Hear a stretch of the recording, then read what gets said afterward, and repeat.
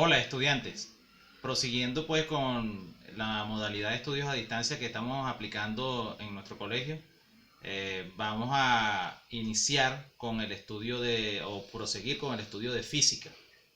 Antes vamos a hacer una breve reseña de todo lo que hemos aprendido en esta materia desde que comenzó el año escolar. Iniciamos con la relación existente entre dos cargas puntuales libres en el espacio, lo que se conoce como la ley de Coulomb. Esta ley define la fuerza en función de las dos cargas involucradas y de la distancia que las separa, del cuadrado de la distancia que separa esas cargas.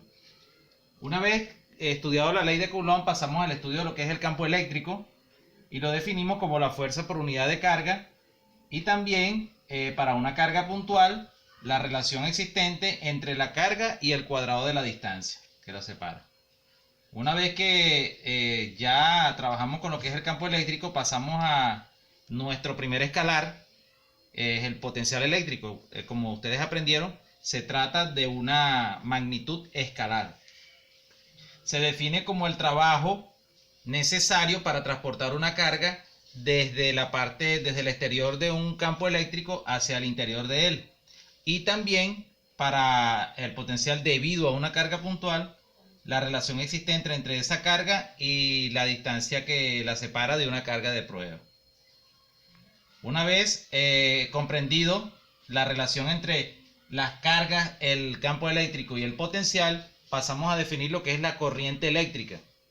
Una vez que aplicamos entonces una diferencia de potencial en los extremos de un conductor, se origina un campo eléctrico que hace posible la circulación de las cargas dentro del conductor. El número de cargas que atraviesa la sección transversal de un conductor por unidad de tiempo lo definimos como la corriente eléctrica. Otra relación fundamental que estamos trabajando con la corriente eléctrica es la resistencia.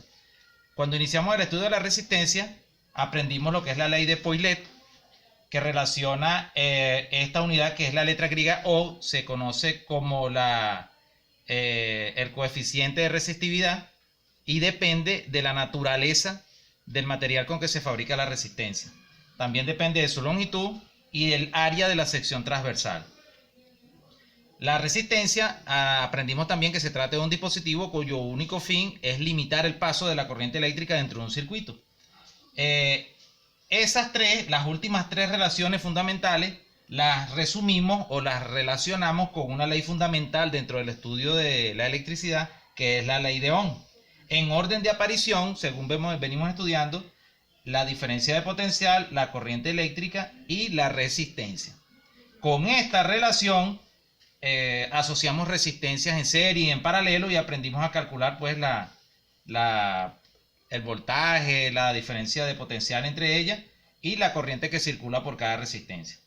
Una vez que nosotros manejamos todos estos conceptos, vamos a pasar ahora con el estudio de otra relación fundamental, que es la capacitancia eléctrica o capacidad. Y todavía nos estaría faltando una, que se trata de la inductancia. Y la inductancia todavía no la vamos a tratar porque debemos tener nociones básicas de magnetismo para poder abordar pues esa temática. Por lo pronto, vamos a pasar entonces al estudio de lo que es la capacitancia. Comenzamos entonces con capacidad eléctrica. Aquí está, la capacidad eléctrica la vamos a definir como la relación existente entre la carga y el potencial que adquiere un conductor aislado, cuando se le aplica pues una diferencia de potencial entre sus extremos. Aquí está, la relación entre la carga y la diferencia de potencial que adquiere. La unidad de capacidad eléctrica es el faradio, que se define como la capacidad que adquiere un conductor cuando le aplicamos una carga de 1 coulomb y una diferencia de potencial de 1 voltio. Sin embargo, el faradio es una unidad de carga demasiado grande, y por eso en la práctica se utilizan submúltiplos de él. El primer submúltiplo lo tenemos aquí, 1 milifaradio. Un milifaradio equivale a 1 por 10 a la 3 faradios. Aquí tenemos el microfaradio. Un microfaradio equivale a 1 por 10 a la 6 faradios. Aquí tenemos el nanofaradio. El nanofaradio equivale a 1 por 10 a la menos 9 faradios. Y por último, el picofaradio, que equivale a 1 por 10 a la menos 12 faradios.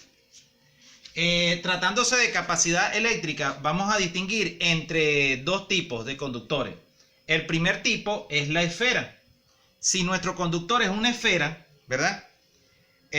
Vamos entonces a definir la capacitancia como la relación existente entre el radio de esa esfera y esta constante K, que ya nosotros la conocemos, que es la constante de proporcionalidad, y que, como sabemos, también depende del medio en el cual estamos involucrados. Aire, baquelita, madera, etc. En los sucesivos problemas que veamos, yo les voy a mencionar a ustedes cuál es el medio en el cual nos estamos desenvolviendo. Pero mientras no se diga lo contrario, el valor de K va a ser el valor de esa constante en el vacío, que es 9 por 10 a la 9 newton metros cuadrados, coulomb al cuadrado. Ahora, fíjense, esta constante K, aprendimos cuando iniciamos el estudio de la ley de Coulomb, que esta constante K equivale a este valor que está acá, 4pi por E sub 0. E sub 0 es otra constante que se llama constante de permitividad del medio. Y esa constante siempre vale 8,9 por 10 a la menos 12 coulomb cuadrado, newton sobre metro cuadrado. Ahora, si nosotros sustituimos acá en esta fórmula la constante K por lo que vale 4pi E sub 0, entonces tenemos una nueva relación que define la capacitancia en una esfera como 4pi E sub 0 por R. Tiene más sentido esta relación porque cuando estamos calculando el volumen de una esfera aparece también el 4pi y aparece el radio. O sea, prácticamente el volumen de una esfera multiplicado por la constante de permitividad. No exactamente el volumen, porque sabemos que es 4pi por radio al cubo el volumen. Pero más o menos pues nos da sentido tratarse de una esfera el hecho de que tenga 4pi y el radio. Vamos a tratar de utilizar siempre entonces esta relación que está acá, 4pi E sub 0 por R. El próximo conductor que vamos a definir se llama condensador o capacitor. Ya lo vamos a ver al regreso. Bien, si nuestro primer conductor era una esfera, ahora vamos a hablar de un conductor de láminas planas. Y entonces aquí es donde entramos con la definición de condensador o capacitor. Fíjense en este diagrama que está acá.